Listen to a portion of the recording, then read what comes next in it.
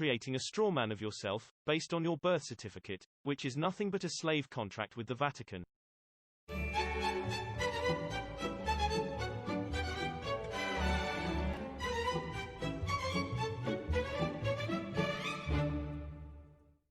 Ah, the government. It loves you and wants to keep you safe and well. It even wants to make paying taxes, fines, and court costs easier for you. How? Well, you'll need to meet your straw man. He was born the same day you were. He looks like you, has the same name, and lives in your house, but you never knew he existed. You will have even paid his parking tickets or taxes. The worst part? He's been dead from day one. From every birth certificate, a legal personality, or legal fiction, is created with the same name to confuse little old you into thinking it's you. So, there is a human you and a paper you, or as it's commonly known, a straw man. So when it seems like government officials, court clerks, or the police are speaking English, they aren't. They're speaking legalese, designed to make you agree to verbal and written contracts without even knowing about it, all spun from Black's Law Dictionary. For example, when the police say, "Do you understand?" you'll say, "Yes." What they are really saying is, "Do you stand under our authority?"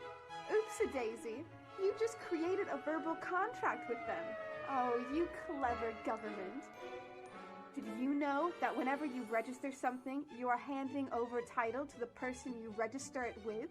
That's right. Whenever you register something with the government, they assume it belongs to them.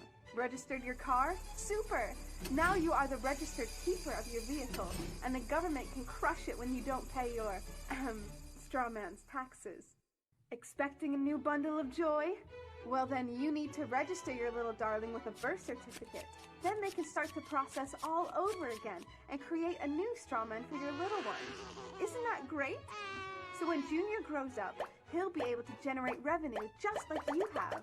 When you notify on your baby by signing the birth certificate, your child becomes a ward of state, and if the government doesn't like what you're doing, they'll assume it's okay to take the child away, or make new rules for things they don't like. Not enough school? Smacking your child? Shouting too loudly? Then it's off to social services for the little one.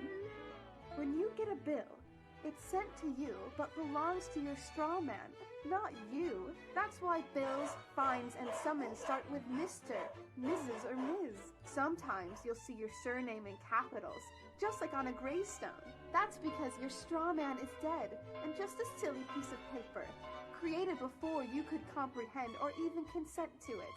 When you go to court, you represent your straw man, so you, the human, take on any costs, fees, taxes, and fines involved for the straw man. The human you doesn't even need to pay them.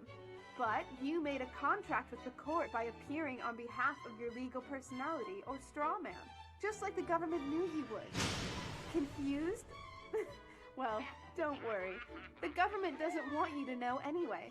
If you knew, you'd stop paying things like council tax and parking tickets. Because when you go to court, you are representing your straw man. You are you, alive and made of flesh and blood. Your straw man, or legal personality, is a piece of paper created from your birth certificate. And you think it's you. What a silly Billy.